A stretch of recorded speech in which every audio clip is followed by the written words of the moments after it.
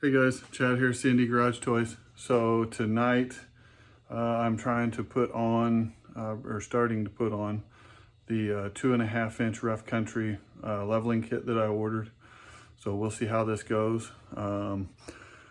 Hopefully I'll have an idea here of tools that go on. Should be something kind of like that.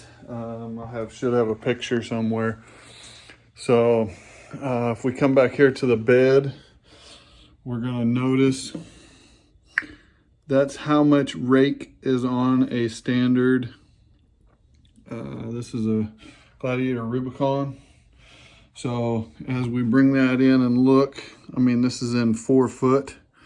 So you can tell there's quite a bit of bubble there.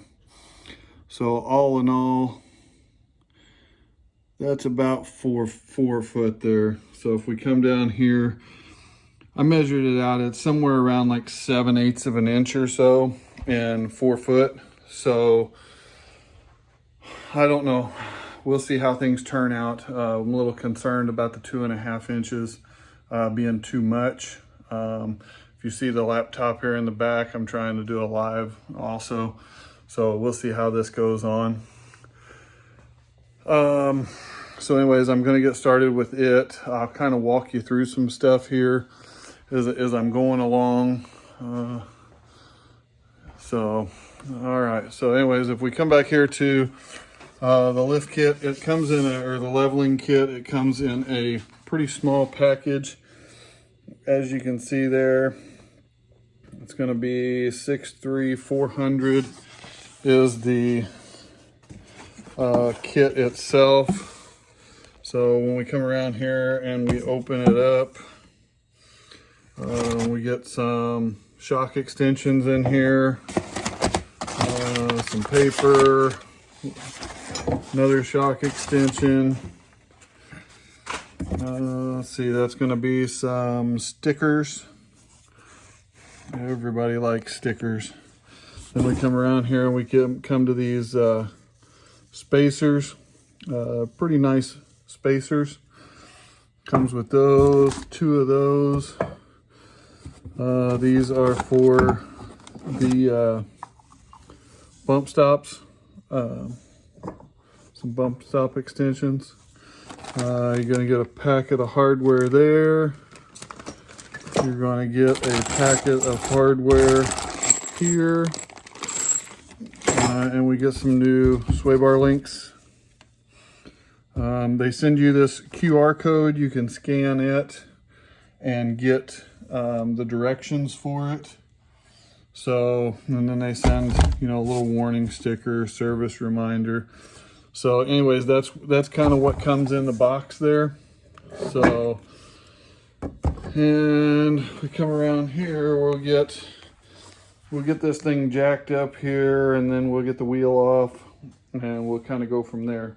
So once I get into something here, I'll let you guys know, kind of how things are going and kind of get some descriptions of some stuff. So anyways, we'll get started on this here, and I'll let you know in a minute how things are going with this kit. Okay guys, this got a little more involved than what I really wanted to do video on by myself. But that's the shock extensions there. It does have the blocks up in here now. I've still got to hook up the sway bar and stuff. I'm just at a quitting point tonight. So I mean, I did get the other side done. Let's see, I got this side over here done, shock extension on. It's got the block up in there. Still gotta hook up the sway bar, hook the track bar back up, torque everything down. I will tell you, the bump stop bolts right here are the hardest thing. On the other side, I accidentally put the washer on the bottom. The washer goes on top. That way it the bolt head doesn't dig down into that block. The driver's side is manageable. the passenger side. In order to get it on, what you have to do is pull out this 10mm bolt here that holds on this bracket for the brake line. Let me get that. This bracket, or the brake line, runs around, ties into that bracket, and there's that 10mm bolt right there. That piece will slide out, and then it'll pull to you, and you can kind of finagle it up in here. And then you have to mess with that nut up in the back side here.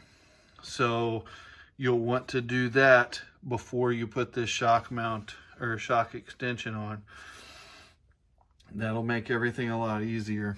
If we come around here to the other side, a little darker on this side, but if you come around here to this side, you can actually get up in here to get this side. It's still a pain, so just be prepared, have patience. Other than that, I didn't run into really too many problems. It was just kind of getting everything together. I was kind of going by the directions, and then stuff kind of happened, and I'm like, wait a minute, that doesn't have to all work. So but anyways, this will be this. So oops. So anyways, this will be that for tonight. Tomorrow I will get around and put the everything in, torque everything down, put the tires on it, and then we'll gonna have to recenter the steering wheel. We'll have to adjust the drag link under there. Not a big issue, takes about 5-10 minutes. So then we'll give her a ride around the block, see how everything feels, and then we'll come back, pull in the garage, back in the concrete, and then we'll measure everything, see how much we gained, see how the level down here on the bed, we'll stick the level back on it, and we'll actually see if it's level. So, you know, it might be a little variance in my level and stuff like that, but I mean, it's, you know, be close. So that's it for tonight, guys. So we'll pick this back up in the morning and get everything back together. So hold on, here we go. It'll be tomorrow. Okay, so here we are next morning. I've got everything torqued down on the front end and everything like that. So I got the tires back on. I'm just got to torque down the passenger side yet. I jacked it down. It's not sitting on jack stands anymore. And just for curiosity's sake, I never took the level off of it last night. I set it down. And that's what it sets like on the bed now. So the bed rail is perfectly level. So we'll get around here. We'll get the front passenger tire. We'll get it torqued down, and then we'll get it out here, drive around the block, you know, a little bit and stuff. See how it kind of rides and stuff. And then we'll pull it back into the garage, and we'll see how everything looks. I was a little concerned because when I went to measure and everything, naturally, it looks like going with the factory track bar, it looks like it's going to pull that axle over a little bit to the driver's side, which you kind of expect that some. So I would say later on, I'll probably have to try to find a track bar for it.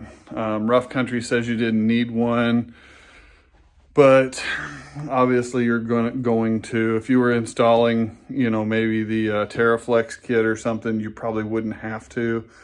That's an 1 3/4 kit, and this is a full 2.5 inch kit. So yeah, so we'll get her out and ride her around, and then I'll let you guys, once I get back, I'll let you guys know, you know, how everything rode and stuff like that.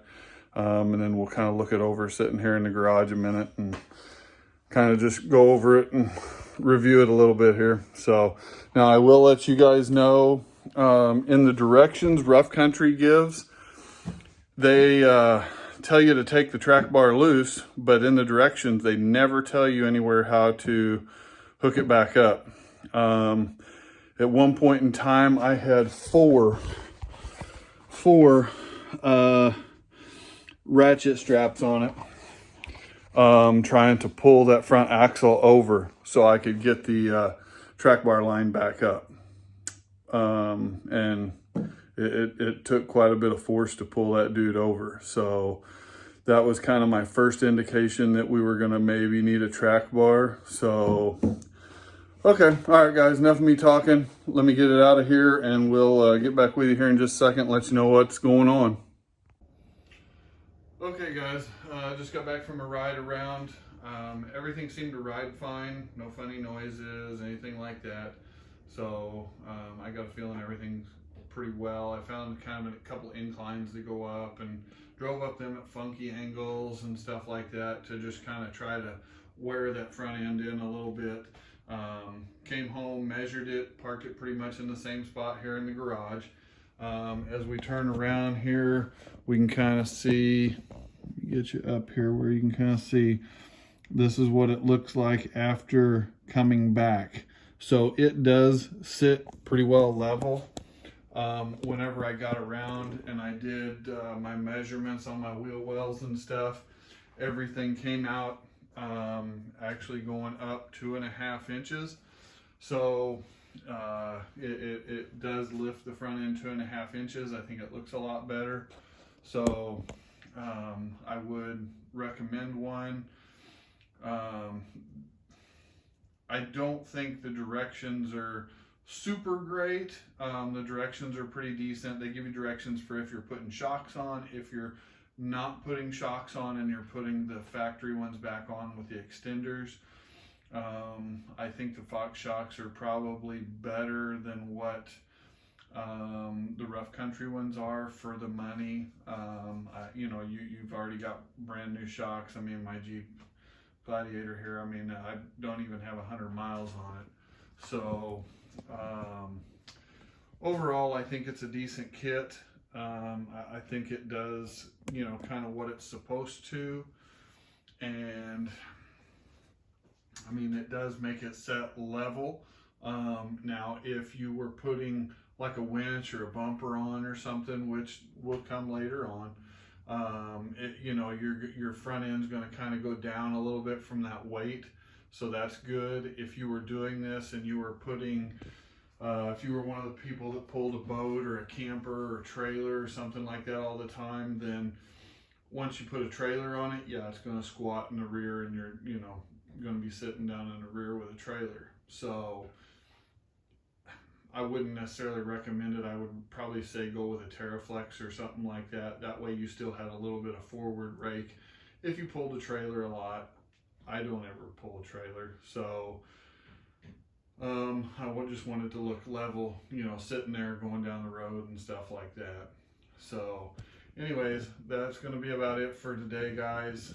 We've got some stuff coming up. I do have a cold air intake going on. I've got a throttle body spacer going on. Hopefully by the time this video is up, I will have some exhaust coming for it too. So that's one of my biggest complaints about it, is I can't hear it driving it. And what I mean by that is, obviously it's a manual and I kind of like to hear, you know, the engine, you know, as it's revving up and stuff like that when you go to take off and stuff. So anyways, that's about it for today, guys. So hope you guys enjoyed this. Let me know if you guys have any questions or comments. What'd you guys put on yours? So anyways, let me know, and we'll catch you guys on the next video.